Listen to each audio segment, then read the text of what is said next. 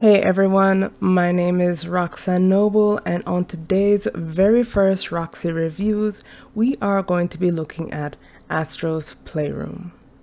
Now, Astro's Playroom is a standalone game for the PlayStation 5 that was released on launch with the PS5 November 12th, 2020, as a way to kind of showcase the features of the PlayStation 5, its graphical capabilities, and in particular the new DualSense controller released by Sony.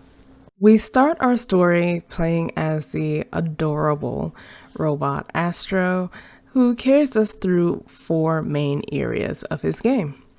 We journey through the GPU jungle, the cooling springs, SSD Speedway, and Memory Meadow.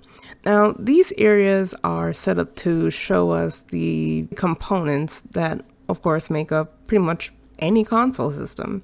You need your graphics card, your cooling to make sure that your console doesn't catch on fire, the SSD, which is the best way to store your information on the console, and the amount of RAM that is needed in order to play such games.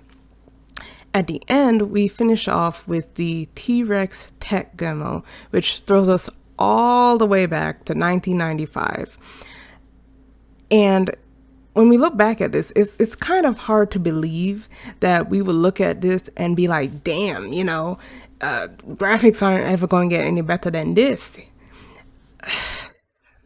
Like, how short our sight was. If only we could see back then what games are now. I mean, it's just insane how far gaming has come. Now, to me, the main appeal of the game is actually its nostalgia factor. Astro's Playroom just constantly bombards you with these million and one references to other successful PlayStation games that have been launched throughout this entire history. I mean, you'll just be walking around and then you'll be like, oh hey, there's Joel and Ellie. Oh hey, Ratchet and Clank, Crash Bandicoot, Eco, Monster Hunter. I mean, it's just everywhere. And I personally loved picking out those titles as I came across them. I mean, it was really nice. Now, the only issue that I had with the game, which as I found out wasn't even a problem with the game itself, but was really a fault of the DualSense controller, was the touchpad controls.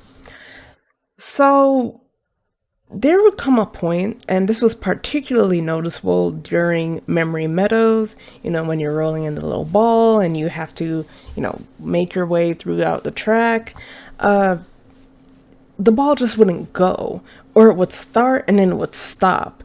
And it was kind of like it had a mind of its own. And for the life of me, I just couldn't figure out what was going on until I realized that initially the PS5 controllers, they have an issue where the touchpad just does not respond appropriately. Also, the left joystick tends to drift, which personally I think is just unacceptable on a brand new controller. Other than that, I just really don't have anything negative to say about it. It was really fun to play, which I find to be just a little bit rare these days, because so many games I find are more story driven, which is great. I love story driven games. But a game that's fun just for the heck of being fun, it was nice. It was nice.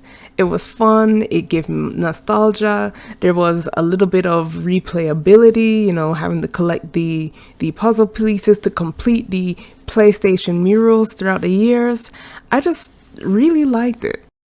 Now, that all being said, this game is a positive. I encourage anybody who hasn't tried it to give it a shot. I mean, who knows? You might just like it as much as I liked it, maybe. Thank you for watching the very first Rhoxie Reviews. If you like what you saw, please like, subscribe, comment, share with your friends, and have a good day. Blessings.